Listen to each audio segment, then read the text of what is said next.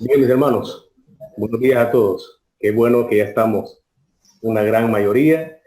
Hermanos, y es un día especial porque, como lo hemos dicho siempre, cuando nos congregamos como la iglesia del Señor, tenemos el privilegio de adorar y de poder honrar a nuestro Dios, hermanos, de la manera como Dios manda, porque somos conscientes y entendemos su palabra y vemos qué adoradores busca Él. Entonces, hermanos, como sus hijos, ahora tenemos este privilegio. Y vamos a orar entonces, ahí donde usted está, no importa en dónde esté, Dios está con nosotros. Y tenemos esta bendición, hermanos, de poder tener estas herramientas para continuar congregándonos en su nombre, para adorarle, para agradecerle su amor, su misericordia. Vamos a orar entonces. Bendito Señor, gracias te damos porque nos regalas un día más de tu gracia, porque podemos experimentar, Señor, tu amor. Y damos gracias, Señor, porque a cada uno de mis hermanos nos has dado este privilegio de habernos llamado y ahora, Señor, como tus hijos, poder adorarte. Glorificar, Señor, tu nombre y hacerlo, Señor, con todo nuestro corazón. Agradecidos por la salvación que nos has dado, por el perdón de pecados, por tantas bendiciones que no merecíamos, pero que en ti, Señor, en Cristo Jesús, tenemos este acceso y privilegio. Te rogamos, Señor, que sea tu bendición para con cada uno de mis hermanos, quienes se conectarán por primera o segunda vez. Señor, para compañeros de trabajo, para amigos, Señor, que estarán y escucharán tu palabra. Sea tu Espíritu Santo obrando en sus corazones y que tu palabra de verdad, Señor, toque nuestras vidas. Alimente, Señor, nuestra fe que nos lleve a un amor genuino a ti. Siempre, Señor, es nuestro anhelo. Te rogamos que bendigas a nuestro pastor de manera especial, que sea siempre esta sabiduría de lo alto, Señor, que al exponer tu palabra sea, Señor, tú hablando en nuestro corazón. Y lo sabemos porque la Biblia es tu palabra. Por ello, Señor, te agradecemos porque tenemos, Señor, este grande privilegio. Permítenos adorarte, permítenos, Señor, poner un corazón y una mente dispuesta a aceptar tu consejo, tu exhortación, tu ánimo, Señor, pero también a querer obedecerlo. Ayúdanos, Señor, por favor, a cada uno de nosotros que podamos de esta manera vivir, Señor, como te agrada. En el nombre de Cristo Jesús, Señor, todo lo que hacemos hoy sea para tu gloria y para tu honra. En el nombre de Jesús. Amén. Y amén. Vamos a leer siempre un salmo, mis hermanos. Salmo 145, por favor, tome su Biblia. Y tenemos en este libro de los salmos de alabanzas a Dios, este salmo en donde David alaba precisamente a su Dios y que nosotros hoy también tenemos este privilegio de hacerlo, hermanos, siempre en la fe. Y dice la Biblia, espero que ya lo tenga usted, Salmo 145, podemos leerlo al unísono, ahí en su caso usted lo puede leer y veamos lo maravilloso que es vuestro Dios. Te exaltaré, mi Dios, mi Rey, y bendeciré tu nombre eternamente y para siempre. Cada día te bendeciré y alabaré tu nombre eternamente y para siempre. Grande es Jehová y digno de suprema alabanza, y su grandeza es inescrutable. Generación a generación celebrará tus obras y anunciará tus poderosos hechos. En la hermosura de la gloria de tu magnificencia y en tus hechos maravillosos meditaré. Del poder de tus hechos estupendos hablarán los hombres, y yo publicaré tu grandeza. Proclamarán la memoria de tu inmensa bondad y cantarán tu justicia. Clemente y misericordioso es Jehová, lento para la ira y grande en misericordia. Bueno es Jehová para con todos, y sus misericordias sobre todas sus obras. Te alaben, oh Jehová, todas tus obras, y tus santos te bendigan. La gloria de tu reino digan y hablen de tu poder, para hacer saber a los hijos de los hombres sus poderosos hechos y la gloria de la magnificencia de su reino. Tu reino es reino de todos los siglos y tu señorío en todas las generaciones. Sostiene Jehová a todos los que caen y levanta a todos los oprimidos. Los ojos de todos esperan en ti y tú les das su comida a su tiempo. Abres tu mano y colmas de bendición a todo ser viviente. Justo es Jehová en todos sus caminos y misericordioso en todas sus obras. Cercano está Jehová a todos los que le invocan, a todos los que le invocan de veras. Cumplirá el deseo de los que le temen, oirá a sí mismo el clamor de ellos y los salvará. Jehová guarda a todos los que le aman, mas destruirá a todos los impíos. La alabanza de Jehová proclamará mi boca, y todos bendigan su santo nombre eternamente y para siempre. Amén. Amén, mis hermanos. Desde el día en que el Señor nos salvó y ahora y más adelante, toda una eternidad estaremos adorando y alabando la magnificencia de nuestro buen Dios. Usted conoce este himno, hermanos, que vamos a entonar al Señor, que vamos a cantar al Señor, a Cristo coronar. Entonces le pido, hermanos, que adoremos a nuestro Señor, a Cristo coronar, a Cristo coronar, divino Salvador, sentado en alta majestad, es digno de honor, al Rey de gloria y paz, flores tributar y bendecida al inmortal toda eternidad. A Cristo coronar, Señor de nuestro amor, al Rey triunfante celebrar, glorioso vencedor, potente Rey de paz, el triunfo consumó y por su muerte de dolor, su grande amor mostró. A Cristo coronar, Señor de vida y luz, con alabanzas proclamar los triunfos de la cruz. A Él solo adorar, Señor de salvación, Lord eterno, inmutable de todo corazón. Amén, mis hermanos. Amén.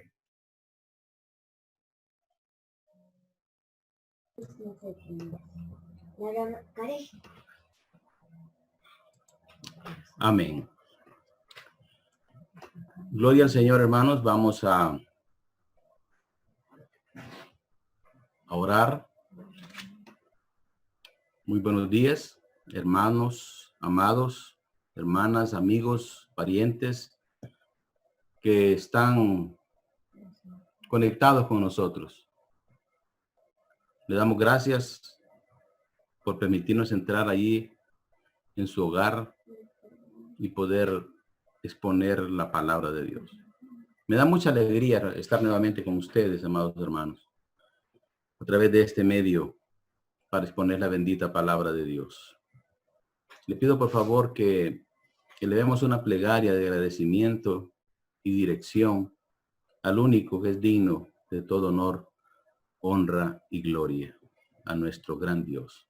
Oremos. Padre nuestro, le damos nuevamente gracias por darnos el privilegio de poder conectarnos a través de este medio, Señor. Le queremos pedir perdón por todo pecado, de pensamiento, de palabra, de hecho, por no reconocer su grandeza, su poder, su omnisciencia, omnipotencia, omnipresencia, su santidad. Por dudar, Señor, estamos en sus manos. Gracias, Señor. Gracias por cada uno de mis hermanos, amigos, parientes que están sintonizados. Solamente le pedimos en el nombre de Jesús que abra nuestro corazón, abra nuestra mente, Señor. Y que de acuerdo a su gracia nos ilumine y podamos entender el consejo que tiene para nosotros esta mañana. Ayúdenos, Señor, a no solamente adquirir conocimiento, sino, Padre, a poder ponerlo por obra, hacer los ajustes necesarios, Padre, para vivir una vida en santidad, una vida coherente con su persona, con su santidad y majestad. Gracias, Señor, por cada uno de mis hermanos que están en otras latitudes, en otro continente, Señor. Por los que estamos aquí cerca. Bendíganos, Dios, por favor. Derrame esa bendición fresca, Señor, que necesitamos. Ese consejo oportuno, ese consuelo, esa esperanza, Señor. Gracias, porque tenemos un medio, tenemos un celular, tenemos una computadora, una tablet, un iPad, donde podemos con facilidad conectarnos, Dios. Y tenemos los medios para comprar internet, Señor. Hay muchos hermanos a nivel mundial que no tienen, que no pueden, Señor, hacer esto. Ayúdenos a ser agradecidos y valorar, Señor. Valorar esto, Padre. Gracias. Le pedimos que tome control de la predicación. Que sea usted, Señor, ministrando cada corazón necesitado. Que sea usted exhortando. Que sea usted llamando la atención. Gracias, Dios. En el nombre de Jesús. Amén y amén. Gloria a Dios, hermanos, porque usted está aquí con nosotros. Consideré necesario continuar con la exposición de esta primera carta. Terminamos el domingo pasado el capítulo 4, pero consideré necesario continuar con la exposición de esta primera carta, ya que la unidad de pensamiento continúa y no quise interrumpir la idea que el Señor nos presenta en este capítulo 5. El tema que escogí para este capítulo es más que elocuente. El título es Del orgullo a la vergüenza, tomando en cuenta la consecuencia que tanta soberbia y deslealtad, en primer lugar hacia Dios y su palabra, y en segundo lugar hacia su enviado, es decir, Pablo, y a toda la iglesia. Hasta finalizar el capítulo 4, si no mal recuerdo, concluimos diciendo que el problema esencial de los corintios había sido un partidismo basado en la búsqueda de una sabiduría mundana. Esto resulta en una arrogancia egocéntrica que Pablo tildaba de inflada. Es patente que además de estas manifestaciones, los corintios sufrían de una laxitud o flojera respecto a la moral, como se verá posteriormente. El apóstol veía la actitud indiferente de los creyentes corintios ante la inmoralidad tan reprobable como el acto mismo de fornicación. El apóstol nota un abuso flagrante ante el cual los corintios se hacían de la vista gorda. Quisiera, para continuar, que leyéramos, por favor, juntos el capítulo 5 de la primera carta a los Corintios, por favor. Búsquelo en su Biblia, capítulo 5 de la primera carta a los Corintios. Dice el apóstol Pablo, dice el Señor: de cierto se oye que hay entre vosotros fornicación, y tal fornicación cual ni aún se nombra entre los gentiles, tanto que alguno tiene la mujer de su padre. Y vosotros estáis envanecidos. ¿No debierais más bien haberos lamentado para que fuese quitado de en medio de vosotros el que cometió tal acción? Ciertamente yo, como ausente en cuerpo, pero presente en espíritu, ya como presente he juzgado al que tal cosa ha hecho. En el nombre de nuestro Señor Jesucristo, reunidos vosotros y mi espíritu, con el poder de nuestro Señor Jesucristo, el tal sea entregado. Vea qué tremendo esto. Sea entregado a Satanás para destrucción de la carne, a fin de que el espíritu sea salvo en el día del Señor Jesús. ¿No es buena vuestra jactancia? ¿No sabéis que un poco de levadura leuda toda la masa?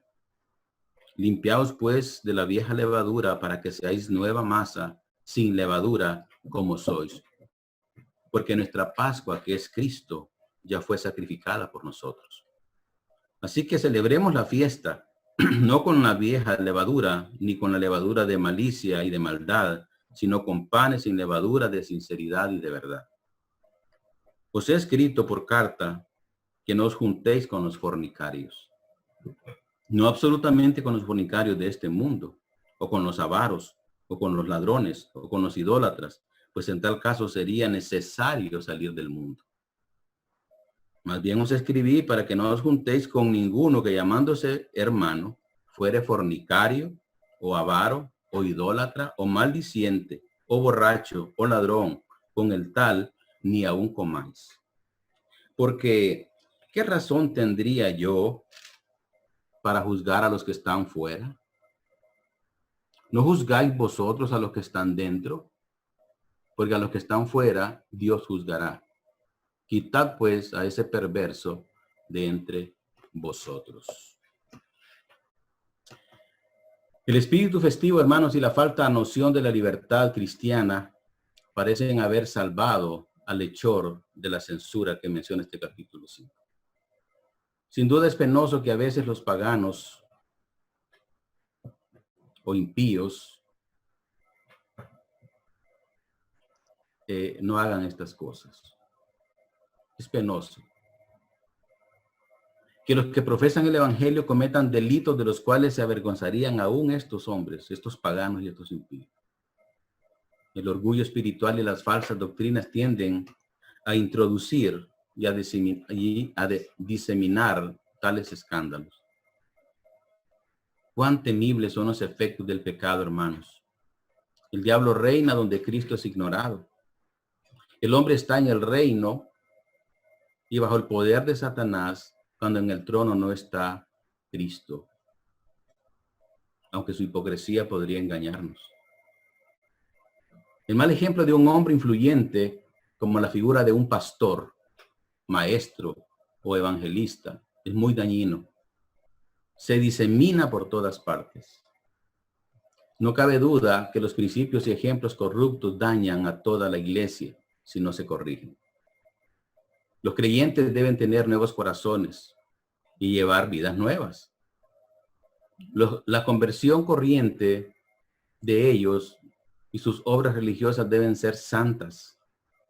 Tan lejos está el sacrificio de Cristo, quien es nuestra Pascua por nosotros. Hermanos, si no estamos caminando en santidad, es imposible y necio poder vivir por fe y mucho menos verlo a Él. E igual de imposible unirnos a sus ordenanzas con actitud de consuelo, provecho y esperanza. Hoy día, los cristianos de sana doctrina nos hemos convertido en apologistas o defensores del evangelio de los mismos evangélicos. Personalmente estoy cansado de ver y escuchar y que me pregunten por determinado pastor, maestro, evangelista, apóstol, profeta, rabino, en fin, apóstatas, de cómo viven, cómo predican y de cómo abusan de las ovejas del Señor. ¿Y qué diré? Pues ahora no sé ni qué decir, hermanos. Pero la verdad es que todo este circo con apariencia espiritual me indigna. Pero más me indigna observar que el rebaño de ovejas no está atendiendo a la voz de su pastor. Es decir, la voz de Jesucristo, la cual vemos plasmada en las páginas de la Biblia. Y no sé si por ignorancia, rebeldía, pereza o decisión personal. Estos pastores, hermanos, maestros, apóstoles y profetas, rabinos de Satanás, no tienen ningún escrúpulo para engañar a su grey. Son tan cínicos junto a sus mujeres, a las que ellos mismos han investido con los mismos estándares ministeriales que ellos se autoproclaman. Y que no se miren cuando abusan espiritualmente a las ovejas del Señor. Y son desleales a las escrituras. Que no tienen temor de ofrecer fantasías que solo radican en sus mentes perversas y que me provocan náuseas. Lo peor de todo esto, hermanos, es que estos retrógradas espirituales blasfeman del santo nombre de Dios y de su palabra. Y esto delante de los cristianos sinceros y de los incrédulos rebeldes, delante de los enemigos de la cruz de Cristo, quienes blasfeman y se mofan y hacen escarnio del pueblo de Dios, y de quienes nosotros también somos objeto de burla y de críticas en cuanto a que nos involucran por igual como mercaderes del evangelio y payasos de circo. Por eso su recompensa la tienen en sus mismas congregaciones, compuestas en su mayoría de personas no regeneradas, que se han dispuesto a seguir y dar honra al hombre y no a Dios. Así que partiendo de este capítulo 5 que leímos, esta mañana quiero proponerle a usted 5 pasos a seguir para el diagnóstico y tratamiento de una iglesia moribunda. Repito mi proposición. 5 pasos a seguir para el diagnóstico y tratamiento de una iglesia moribunda. Voy a leer los 5 pasos, pero mañana solo vamos a ver 2 versículos. Vamos a ver 2 pasos.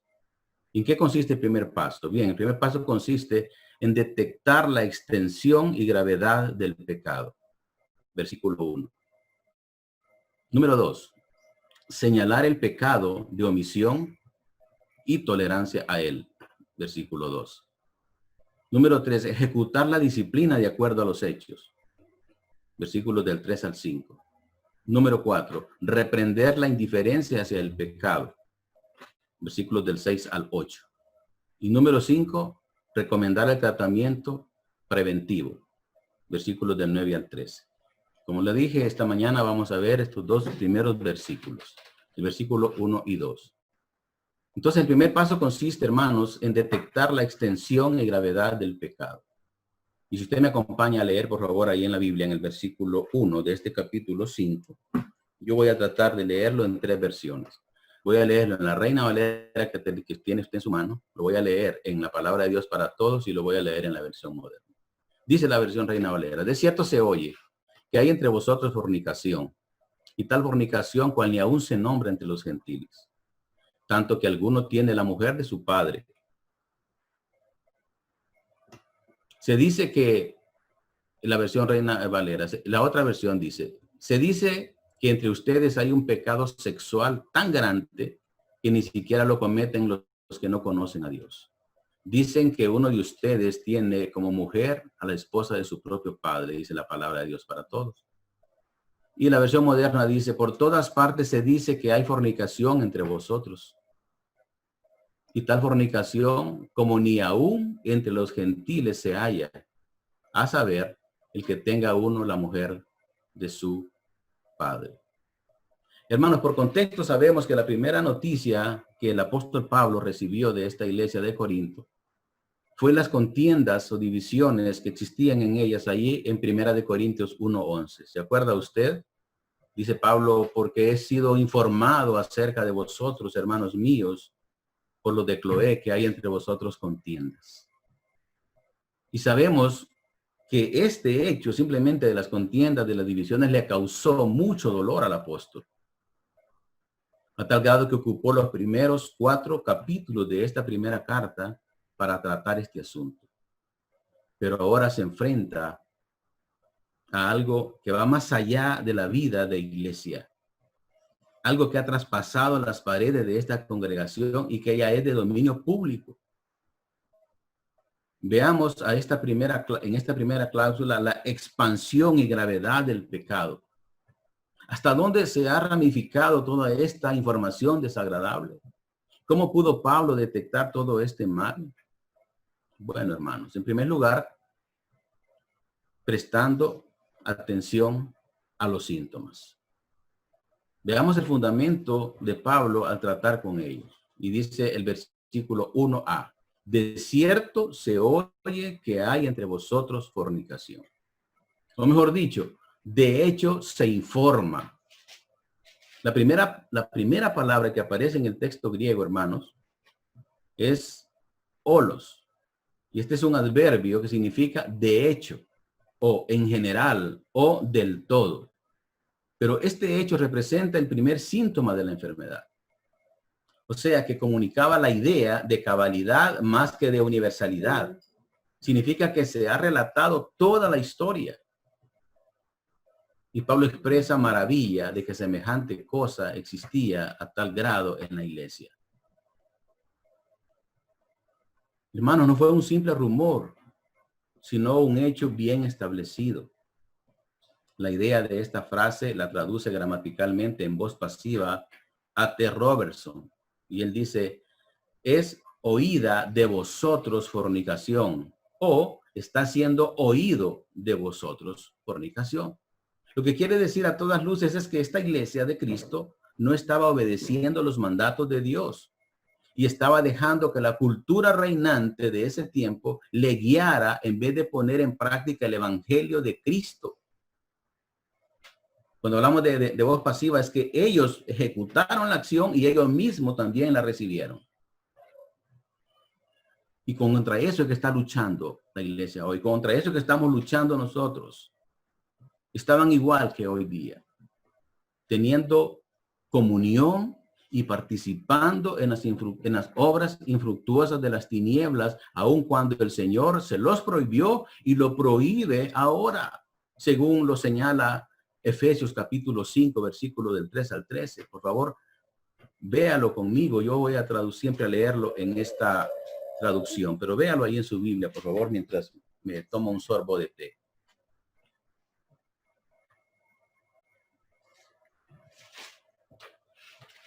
Dice, ustedes son parte, estoy leyendo en esta traducción, ustedes son parte del pueblo de Dios. Por eso ni siquiera deben hablar de pecados sexuales, ni de indecencias, ni de ambiciones exageradas. No digan malas palabras, ni tonterías, ni vulgaridades, pues eso no es correcto. Más bien, usen su boca para dar gracias a Dios. Bien saben ustedes que nadie que tenga relaciones sexuales prohibidas o indecentes o que nunca esté satisfecho con lo mucho que tiene, tendrá parte en el reino de Dios, de Cristo y de Dios. Eso es tan malo como adorar a un ídolo. No se dejen engañar con ideas tontas, pues por cosas así, Dios castiga terriblemente a quienes no lo obedecen. Así que no tengan nada que ver con esta clase de gente. No conocer a Dios es como vivir en la oscuridad. Y antes ustedes vivían así, pues no lo conocían. Pero ahora ya lo conocen, ya han pasado la luz. Vivan entonces como corresponde a quienes conocen a Dios. Pues su espíritu nos hace actuar con bondad, justicia y verdad. Y traten de hacer lo que le agrada a Dios. No se hagan cómplices de los que no conocen a Dios. Al contrario, háganles ver su error, pues sus hechos no aprovechan de nada. La verdad es que da vergüenza hablar de lo que ellos hacen a escondidas. Cuando la luz brilla, todo queda al descubierto y puede verse cómo es en realidad. Por eso alguien ha escrito, despiértate tú que duermes, levántate de entre los muertos y Cristo te alumbrará. Tengan cuidado de cómo se comportan. Vivan como gente que piensa lo que hace y no como tontos, dice la versión, la palabra de Dios para todos. Hermanos, el paso a seguir para realizar el diagnóstico y tratamiento es detectar oportunamente la extensión y gravedad del pecado. Este ya había sido detectado. Había fornicación en la iglesia. Ahora solo quedaba tratarlo de la manera más profesional o bíblica posible. El término fornicación es la antigua palabra griega porneia, que no debe de confundirse con moicheia, que es adulterio. Aquí era por fornicación, que en términos generales se refiere a todo tipo de actividad sexual fuera del matrimonio, incluyendo la homosexualidad. Originalmente, hermanos, porneia solo se refería al hecho de tener relaciones sexuales con prostitutas o entre personas no casadas. Pero antes de los tiempos del Antiguo Testamento, la comunidad judía usaba la palabra para referirse a cualquier sexo extramarital, incluyendo homosexualidad y otras depravaciones más. De allí viene el origen de la palabra pornografía. Entonces piense por un momento, amado hermano y hermana, qué doloroso debió haber sido para el apóstol Pablo enterarse de todo esto. Cuando recién había estado tratando el problema con los soberbios, orgullosos y arrogantes corintios, quienes ignoraron y cuestionaron su ministerio. Pues aunque usted no lo crea, estos eran los mismos a los que acababa de confrontar, pero todo parece indicar que ya lo habían olvidado. Solamente que ahora estaban apañando un pecado sobremanera vergonzoso. Están encubriendo la fornicación o porneia. Esta aparece con frecuencia también en primer lugar en la lista de los pecados del Nuevo Testamento. Pero no porque los primeros cristianos tuvieran deslices relacionados con sexo. No, hermanos.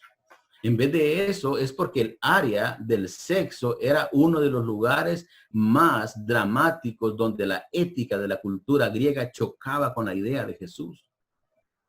La inmoralidad sexual era un hecho aceptado de la vida para la persona común en la cultura griega, pero no era buena o aceptable para estar en comunión con Jesús o estar como seguidor de Jesús.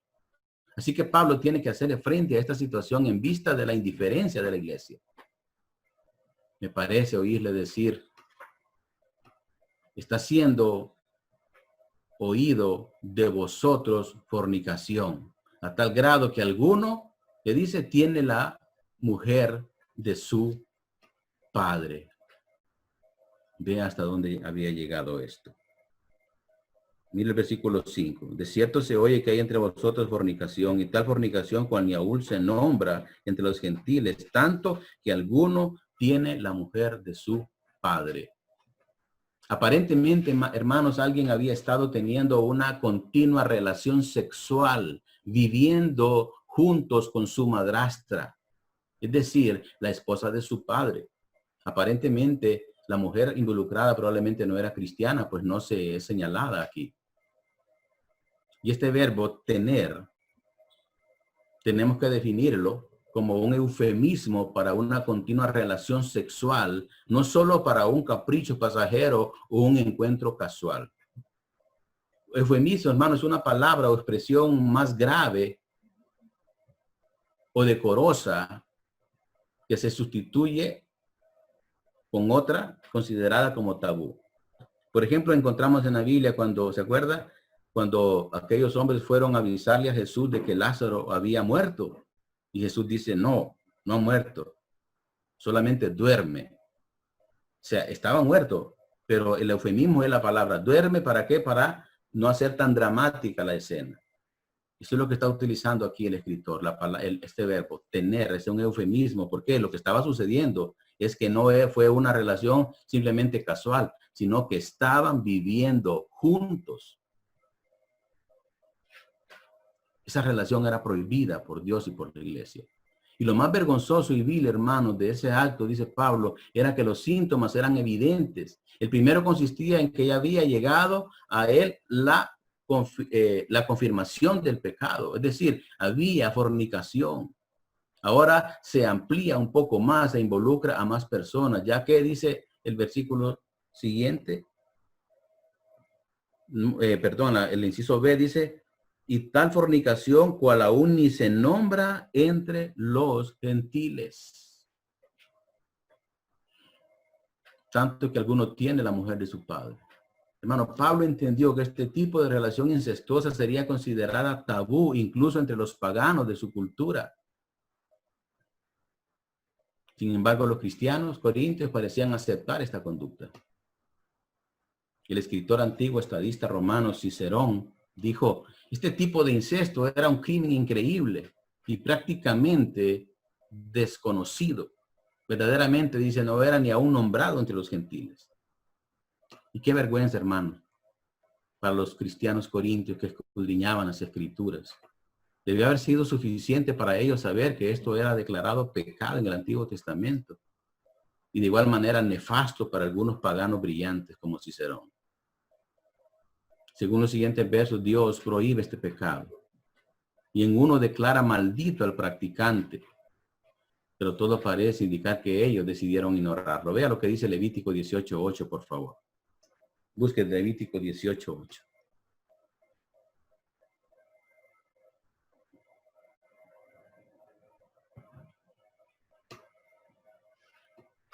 Dice, la desnudez de la mujer de tu padre no descubrirás. Es la desnudez de tu padre, dice. Y más adelante, Deuteronomio 22:30, dice, ninguno tomará la mujer de su padre, ni profanará el lecho de su padre. Y por último, Deuteronomio 27:20, que lo tiene cerca.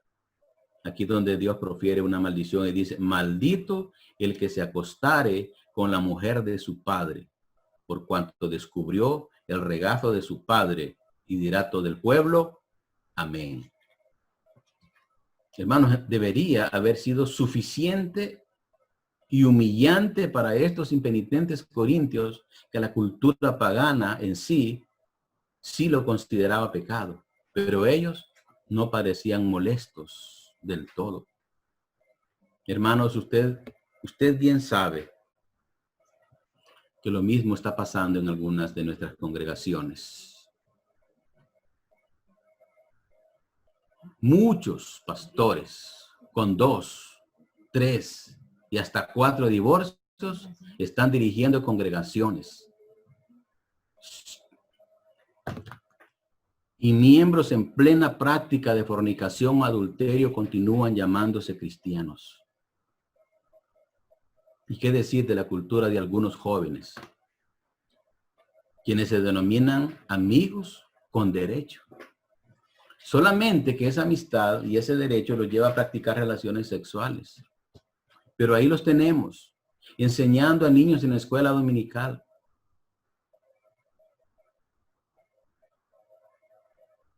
Ejerciendo el ministerio de evangelismo, en el ministerio de alabanza, ministrando maldición o condenación, porque la mayoría de ellos son intocables, pues generalmente son parientes o amigos del pastor o del liderazgo, o simplemente se toleran porque tienen talento.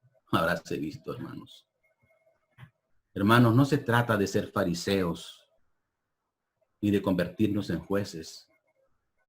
Se trata de que alguien tiene que denunciar el pecado que nos está matando y está matando nuestras congregaciones, que está alejando a aquellos que necesitan salvación y buen ejemplo. Aquellos cristianos piadosos y sinceros que lo único que anhelan es vivir en santidad para la gloria y honra de Dios.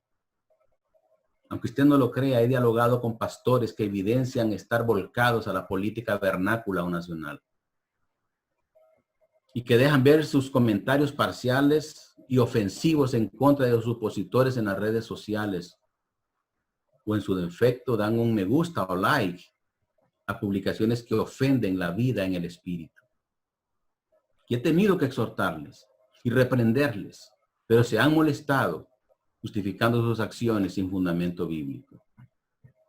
Lo sorprendente, hermanos, de esto es que algunos son tan contumaces que se atreven a sacar de contexto ciertas menciones relacionadas con la vida política, pero que nada tienen que ver con los ministros del evangelio.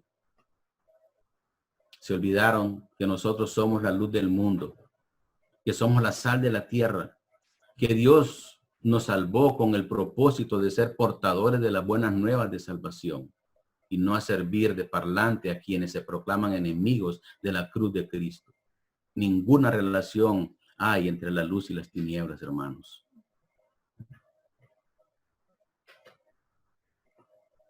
Una vez exhorté a uno y me dijo, pero mire, me dice a David, sí, le digo yo, pero observe a Pablo, escucha a Pablo. Pero es que alguien tiene que decirlo, fulano de tal lo dijo, a mí qué me importa que no haya dicho. La Biblia me dice que yo lo que tengo que hacer es orar. Orar por este mundo, hermanos, que se está autodestruyendo. ¿Qué pasará en este mundo si la luz deja de brillar? ¿Qué pasará en este mundo si la sal que somos nosotros pierde su sabor? Por el amor de Dios, ¿qué dice la Biblia, hermanos, al respecto? Observe lo que nos dice el Señor Jesucristo y analice y medite lo que Él nos dice a través de Mateo capítulo 5:13. Él dice, vosotros sois la sal de la tierra, pero si la sal se desvaneciere, ¿con qué será salada? No sirve más para nada, sino para ser echada fuera y hollada por los hombres. La iglesia corintia había perdido el enfoque. Se enteraron del pecado y no hicieron nada. Cabe señalar que este acto de fornicación no fue fugaz o casual. No, hermanos. Ese verbo tener implica más de lo que aparentemente vemos, como lo dije anteriormente. Es un eufemismo, como lo dije. Puede ser que este hombre supuestamente cristiano se haya casado con ella o en su defecto la tuviera como concubina. Pero nuevamente aquí en el Antiguo Testamento, tanto como la misma ley romana, vedaban o prohibían el matrimonio entre un hombre y su madrastra. Es evidente que Pablo no cita ningún texto veterotestamentario aquí, pero su propio trasfondo judío no podía sino influir sobre su evaluación de la situación. El que el apóstol haya insistido tanto en otros lugares que los creyentes gentiles no debieran depender de la ley para su salvación, sino por la sola fe en Cristo, no indica que ignorara el valor ético del antiguo pacto. Pero ¿qué podemos decir de esta pobre congregación? Yo diría que es una muy buena pregunta. Y esta respuesta la encontramos en el segundo paso a seguir para determinar el diagnóstico y tratamiento de una iglesia moribunda. Ya detectamos los síntomas y la gravedad del pecado. En el primer caso, donde vimos que lo primordial era detectar la extensión y gravedad del pecado. Ahora nos toca reconocer la causa y desarrollo del problema, el cual consiste en señalar el pecado de omisión y su tolerancia, dice el versículo siempre 2. Versículo 2. La permisión, hermanos, era mucha. Por eso el apóstol les amonesta con estas palabras. Les dice, y vosotros estáis envanecidos. ¿No debieras más bien haberos lamentado para que fuese quitado de en medio de vosotros el que cometió tal acción?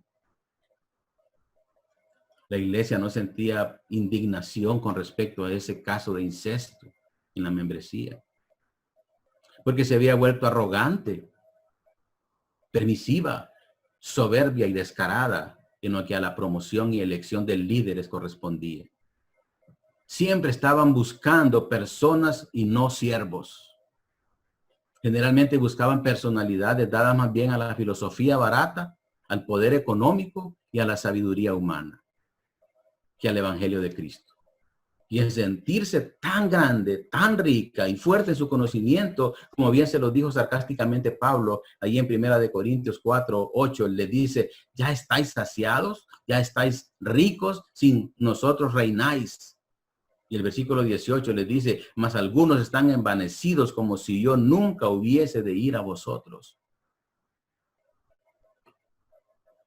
La reacción de la iglesia corintia hacia el pecado es amonestada duramente por el apóstol a reclamarles diciéndoles, y vosotros estáis envanecidos.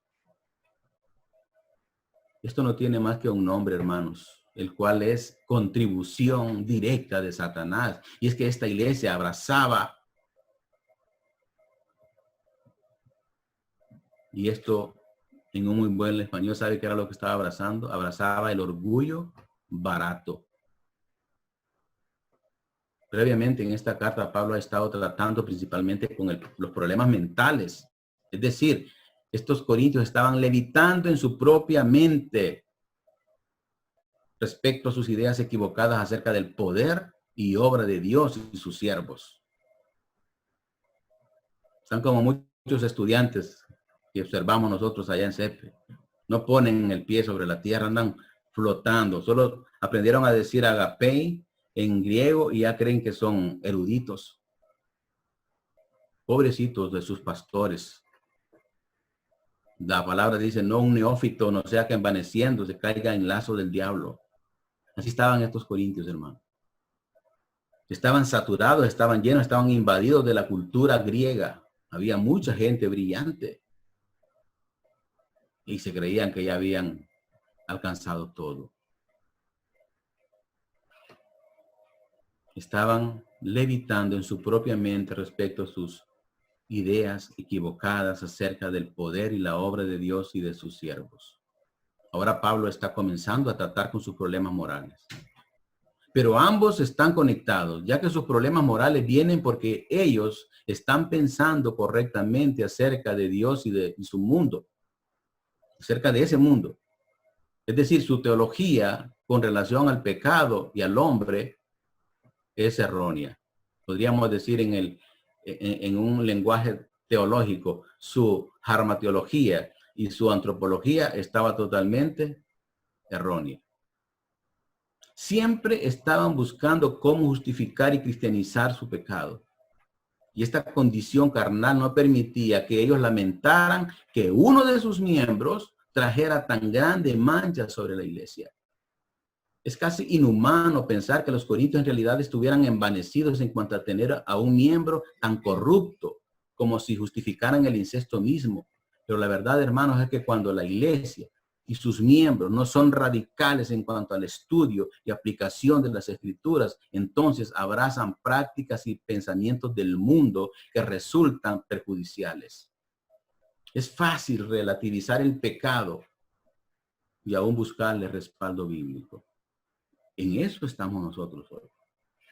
En un mundo relativo, en un mundo cuando tiene cabida el hombre, el medio hombre y la mujer, la media mujer y a saber qué otras cosas. Entre la mentira blanca, entre la mentira gris y la mentira negra. Entre el cristiano y el cristiano carnal. Por el amor de Dios, hermano. Usted o es impío o usted es salvo. O usted es hijo del Dios o es hijo del diablo. Pero aquí no vengamos con colores grises. El mal, hermanos, en esta iglesia se había multiplicado. Un hermano andaba en la inmoralidad más aborrecible y la iglesia seguía con su arrogancia y tranquilidad en lugar de sentir, fíjese bien, lamentación genuina al descubrirse este caso de incesto. Y no había disciplina de comunión en ella. Así es el caso con algunas iglesias de Cristo en la actualidad, hermanos. Es fácil para una iglesia de Cristo, dado el ambiente flojo en la sociedad, hacia la inmoralidad, ser muy tolerante con el pecado de sus miembros y líderes.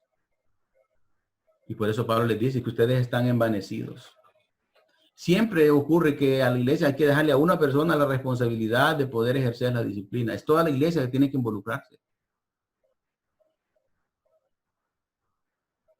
Pero no, hermanos, muchos estamos envanecidos. La iglesia en Corinto tenía un amplio criterio hacia ese miembro fornicario. Y así, hermanos, con esa actitud paternalista y permisiva, él no iba a ser movido a arrepentirse. Los comentaristas no pueden ponerse de acuerdo el por qué estos hermanos actuaban de esta manera.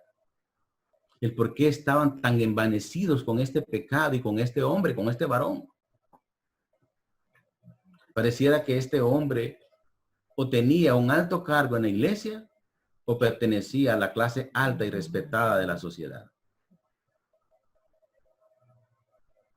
Lo cierto es que la iglesia estaba pasando por alto este pecado en contra de Dios y los hermanos. Y así sucede ahora en nuestras iglesias. Tenemos allí a un disque máster, más terco tal vez, con doctorado y de primas a primas, quiero ponerle, si quiere predique, hermano, ¿cuánto gana usted? Porque estamos viendo el dinero. Estamos viendo el prestigio que puede obtener la iglesia porque ese delincuente quizá que ha huido de otros lugares ha venido a meter a la iglesia para ocultar su pecado. Usted sabe que tenemos congregaciones en Honduras, en nuestro país, donde a estos delincuentes los ponen al frente porque también están diezmando en dólares o en euros o en lempiras. De 500 lempiras Y para atrás ya tienen que ir para atrás en asientos no tan lujosos. Así estaba esta iglesia, hermano. Por eso hablar de la carta a los Corintios, hermanos, no es tan fácil vérsele una sonrisa a uno. Porque es una reprensión que el apóstol, que Dios a través del apóstol Pablo está haciendo a esta iglesia. Aquí no hay prescripción, hermano. Aquí es una reprensión directa que se está haciendo a esta iglesia. No es fácil predicar esta palabra. Por eso Pablo tiene que ser directo y con una pregunta retórica señala la punta del iceberg. ¿Sabe lo que es un iceberg, verdad? Si usted vio el Titanic, pues vio que fue un iceberg, ¿verdad? Porque se mira saliendo en el horizonte o a la superficie del mar, aquel bloque quizá de hielo, pero abajo es una tremenda montaña. Pues Pablo tiene que irse así de esa manera.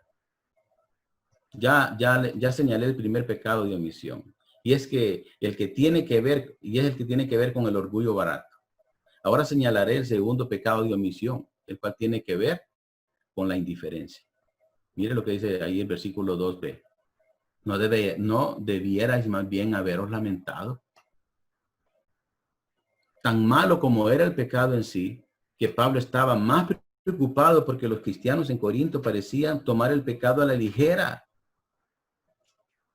Y ellos no parecían estar preocupados acerca de esta conducta. Hermanos, muchas veces nos lamentamos cuando muere físicamente un ser amado. Nos duele. Y eso, hermanos, es natural. Pero creo que es de igual manera la iglesia de Cristo debe lamentarse por la condición de muerte espiritual en que pueda andar algún miembro de la iglesia. Y es nuestro deber tomar la acción disciplinaria, llegando incluso a la excomunión, a la expulsión. Pero es nuestra responsabilidad. ¿Para qué? Para lograr, si es posible, su restauración espiritual con Cristo y como resultado, su salvación eterna. Pero no, hermanos. Los hermanos de Corinto lo habían aceptado en su comunión, dejando que la iglesia que llevaba el nombre de Cristo sufriera el reproche que el público siempre trae sobre ella cuando los cristianos profesos predican una cosa y practican otra. Qué similitud a la iglesia contemporánea. Son muchas las congregaciones, pastores y miembros que están en las mismas condiciones que este varón y de esta iglesia. Esta iglesia, hermano, honraba al hombre en lugar de honrar a Dios. Y como decía anteriormente, quizá era un miembro muy rico, académicamente respetable o influyente en la iglesia, como dije. No sabemos absolutamente cuál era su perfil, pero la iglesia, hermano, en su actitud carnal y en su rechazo a la disciplina señalada, no amaba a aquel hermano perdido, ni tampoco a Dios por no llevar a cabo su perfecta voluntad en la aplicación a su palabra. Hermanos, antes que nuestros sentimientos, antes que nuestra empatía y amor comprometido, está la palabra inmutable e infalible de Dios. Solo a ella nos debemos y solo a ella debemos ser fieles. Así para nosotros como para los hermanos a quienes estamos ministrando por mi gracia y misericordia de Dios. Hay un evento muy trágico, pero justo, pues viene de la perfecta voluntad de Dios, el cual podemos comparar con el que acabo de decir en alusión a la actitud de la iglesia de Corinto y la iglesia actual. Acompáñenme, por favor, allí. Vamos a ver el primer libro de Samuel. Primer libro de Samuel, capítulo 2, versículo 29 al 34. En el mensaje pasado hablé de los hijos de Elí.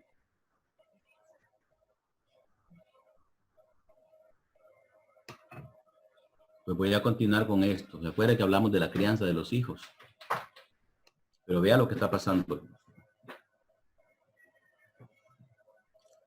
Primer libro de Samuel, capítulo 2, versículos del 29 al 34, dice: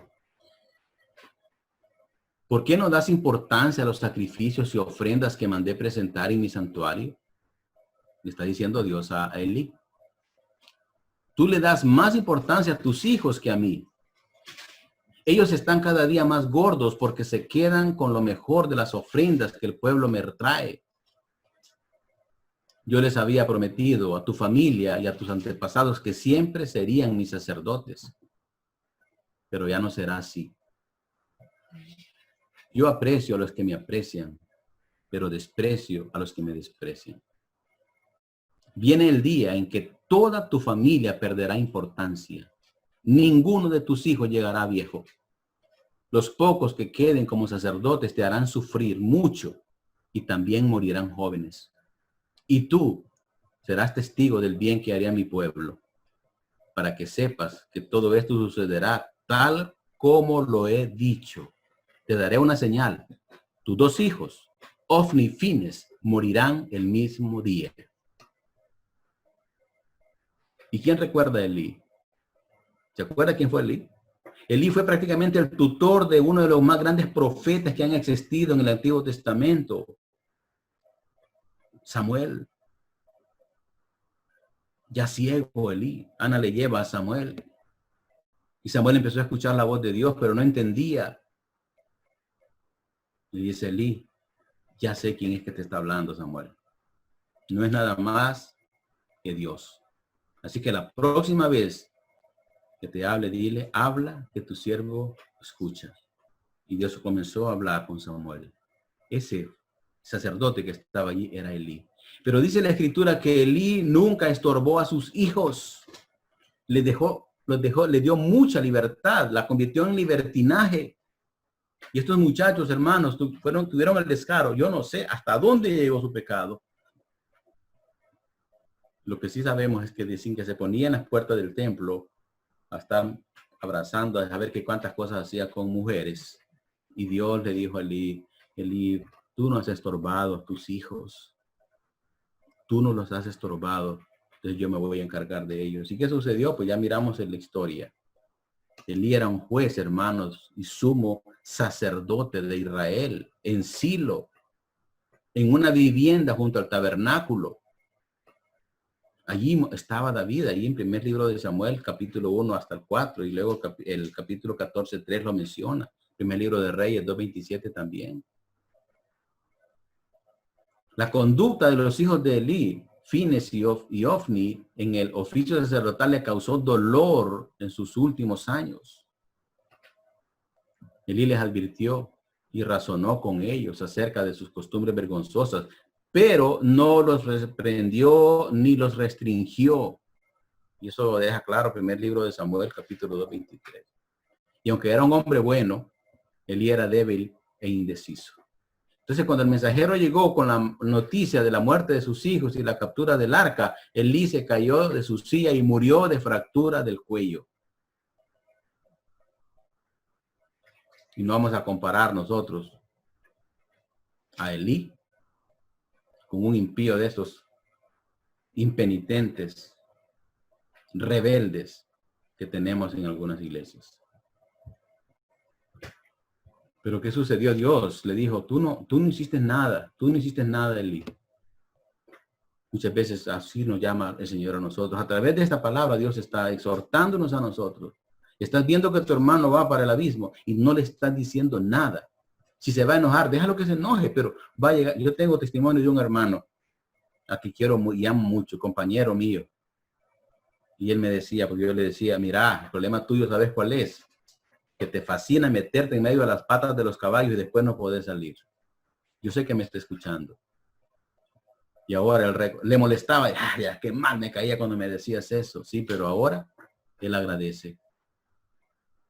Se meten a cosas de hombre y no saben qué hacer después. Así estamos muchas veces en la iglesia. Estamos viendo el pecado y mire, calladitos. Calladitos. Animar al hermano pecador en lugar de disciplinarle, hermano, tiene el efecto de solidificarle en su pecado y asegurar su condenación eterna. No le animemos. Hay que disciplinarlo. La pregunta es, ¿hay amor en tal procedimiento? Claro que no lo hay cuando estamos animando. Hay amor cuando estamos disciplinando. Tanto la fornicación como el rechazar, disciplinar bíblicamente son pecados. Ni uno ni el otro permite que exista la comunión con Dios, quien es luz, sin tinieblas, dice Primera de Juan 1:5. Dice, este es el mensaje que hemos oído de él. Dios es luz, dice.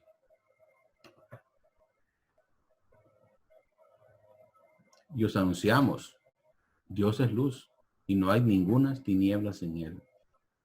La disciplina bíblica siempre se ejecuta con motivación de lamentación y no de venganza ni de sencillamente causar pena, hermanos.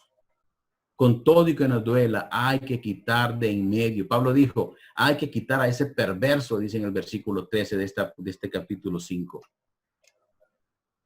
Hay que quitar a ese perverso. Pablo es contundente al comentario, ordenar a la iglesia.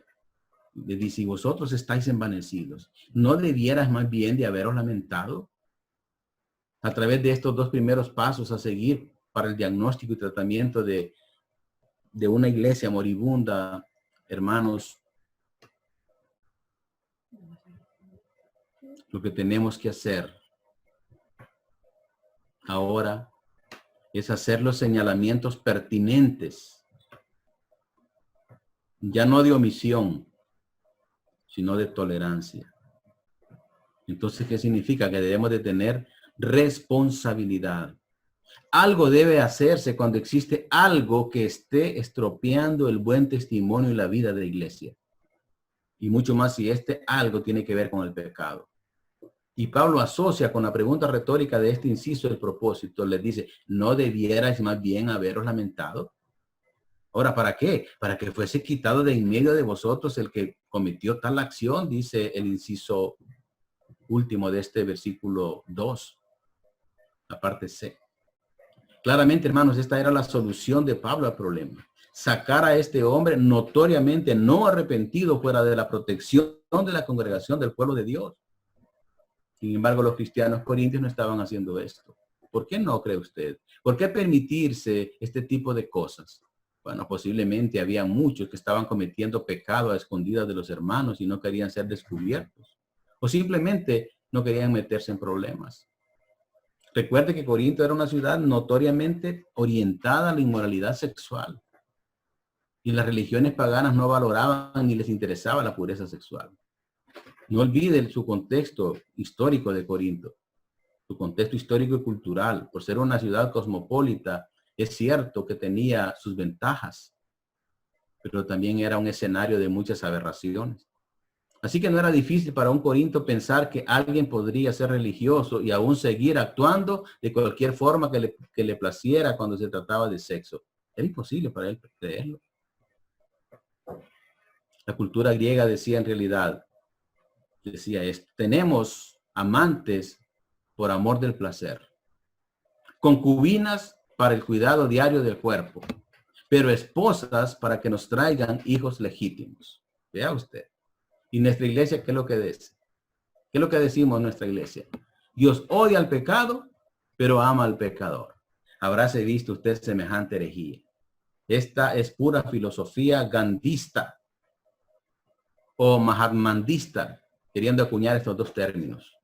Nunca los había visto, pues dije yo, podría ser. Porque esa es una obra, creación del Mahatma Gandhi. Filosofía. Dios ama al pecador, pero por favor, hermano, Dios pasa airado con el pecador las 24 horas del día. Odia el pecado. Más que nada, los cristianos corintios estaban permitiendo esto, probablemente en nombre de la tolerancia. Ellos probablemente estaban diciendo a sí mismos, mira cuán buenos y cuán amorosos somos. Estamos aceptando a este hermano tal y como es. Mira cuán abiertas de mente somos. Así suena en la iglesia. Es que el pastor es muy duro. Es que él cree que es santo. Es que es tan radical y legalista y fanático. Ay, hermanos. Quizá cuando ya no esté, cuando esté en la presencia del Señor, va a reconocer usted que no es desamor. Es al contrario, hermanos. Es porque le amamos que muchas veces tratamos el pecado de esta manera. Aun cuando yo sé que usted está observándome, quizá las 24 horas, a ver en qué puedo yo fallar o en qué puedo yo pecar. Así estaban estos corintios. Mira cuán amorosos somos. Estamos aceptando a este hermano tal y como es. Mira cuán abiertos de mente somos. Mucho cuidado, hermano. Nunca debemos menospreciar lo que la gente permitió y permitirá en nombre de la apertura de mente, o mente abierta o mente amplia. Esa teología pecadora, hermanos, no es teología. Hoy practicamos una teología que nada tiene que ver con la primera palabra con que se compone el término. Teo es Dios, logos, estudio. Deberíamos de cambiarlo por satanología o satanlogía, haciendo acopio a los dos términos, satanalogía en griego y satán en hebreo, satana en griego.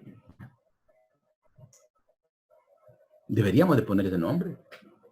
Pues en los últimos tiempos, hermanos, en los púlpitos y en la vida de iglesia y sus miembros ya no consideramos como elemento fundamental y necesario la regeneración del ser humano y mucho menos la santificación. Mucho menos. Ahora tenemos predicando y enseñando homosexuales reprimidos, borrachos, afeminados, lesbianas, ladrones del erario y de las ofrendas. Tenemos amigos y amigas con derecho. Tenemos fornicarios, mentirosos, ladrones, avaros, adúlteros y creo que hasta ciertos hechiceros o adivinos involucrados en el liderazgo de la iglesia, como diáconos, colaboradores. Y lo peor de todo, hermanos, participando de la cena del Señor y contribuyendo con sus ofrendas para la obra. Y la iglesia, muy bien, gracias. Cada vez más parecida o igual al mundo. Total, dicen, no miremos al santo, sino a su ofrenda. No quiero que me malinterprete, hermanos, al pensar que yo estoy diciendo que para este conglomerado de personas que acabo de mencionar no hay oportunidad de salvación. No estoy diciendo eso. Sería pecado para mí decir eso, porque estaría faltando a la verdad. Al contrario, la Biblia misma les abre la puerta al cielo si tan solo renunciaren a su pecado y se volvieran a Cristo como su Salvador. Vea lo que nos dice, por favor, allí, 1 Corintios capítulo 6, versículo 9. Cito la versión, la palabra de Dios para todos. 1 Corintios capítulo 6, versículo del 9 al 11. Dice, no se dejen engañar. Ustedes bien saben que los que hacen lo malo no participarán en el reino de Dios. Me refiero a los que tienen relaciones sexuales prohibidas, a los que adoran a los ídolos, a los que son infieles en el matrimonio, a los afeminados, a los hombres que tienen relaciones sexuales con otros hombres, a los ladrones, a los que siempre quieren más de lo que tienen, a los borrachos, a los que hablan mal de los demás y a los tramposos. Ninguno de ellos participará del reino de Dios. Y algunos de ustedes eran así, pero Dios los perdonó, les perdonó esos pecados, los limpió y los hizo parte de su pueblo. Todo esto fue posible por el poder del Señor Jesucristo y del Espíritu de nuestro Dios. Los cristianos corintios eran orgullosos. Estaban envanecidos con la aceptación de este hombre. Ellos pensaron que esto decía algo bueno de ellos, pero en lugar de gloriarse, ellos debieron lamentarse tanto por el hombre como por la decisión que no habían tomado, pero que tenían que tomar, a saber, haberle quitado de en medio de ellos. Hermanos, o somos cobardes o estamos haciendo lo mismo. Pero la verdad es que no es fácil vivir la vida cristiana en forma objetiva en un mundo relativo con gente que piensa relativo. La palabra de Dios es absoluta, es universal, es constante. Imagínese usted. Y es objetiva. Pero sí estamos viviendo la vida en nuestras congregaciones. En el nombre de Jesús, este domingo que viene, el próximo, vamos a continuar con esta serie. Hasta hoy vimos 2 versículos y quiero mencionarle la proposición. El tema que he tratado es del orgullo a la vergüenza. Y le dije que le propuse 5 pasos a seguir para el diagnóstico y tratamiento de una iglesia moribunda. Vimos el primer paso, y es detectar la extensión y gravedad del pecado, verso 1. ¿Cómo lo íbamos a hacer? Prestando atención a los síntomas. Número 2, señalar el pecado de omisión y su tolerancia. Su tolerancia al mismo pecado, versículo 2. ¿Cómo lo íbamos a hacer? Bueno, primero íbamos a despojarnos del orgullo barato. Eso es omisión. También en la parte de omisión íbamos a eliminar la indiferencia. Y en tercer lugar, en la tolerancia, era que íbamos a ser responsable de lo que estamos observando en estas congregaciones. Oro al Señor para que nuestras iglesias, los que estamos conectados, los que estamos aquí presenciando esto, escuchando esta palabra, si no es como estamos haciendo, lo que hagamos los ajustes correspondientes. No para que digan, hombre, la iglesia del hermano tal, no. Es para que digan, la iglesia del Señor, de Cristo, está siendo administrada de la manera correcta. Una iglesia bíblica, una iglesia que camina a la par de la palabra de Dios. Ese es el único propósito. Y es la manera como esta carta se está predicando, es que es de reprensión. Y digo yo, Pablo tenía toda la razón. El Señor nunca se equivoca. Y ese es el mensaje que necesitamos las iglesias de hoy día. Vamos a orar.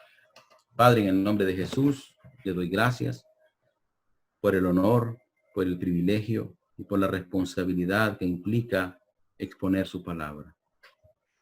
Ayúdenos, Señor, a no solamente ser oidores olvidadizos, sino hacedores de su palabra. Gracias por cada uno de los hermanos, hermanas, amigos, parientes que nos están oyendo y viendo. Bendígalos, Dios. Bendígalos e inquiételos a través de su Espíritu Santo para aquel que no le ha conocido, que pueda abrir su corazón y permitir que usted entre y sea su Señor y Salvador. Es un acto de fe, abrir nuestro corazón y decirle, Señor, te necesito. Necesito que sea usted mi Señor y Salvador. Gracias por aceptarme y ayúdeme a vivir conforme a su palabra. Gracias, Señor. Y gracias, Padre, por permitirme llegar hasta estos hermanos, llegar hasta donde nunca pensé llegar a través de este medio. Gloria sea su nombre. En el nombre de Jesús. Amén y amén.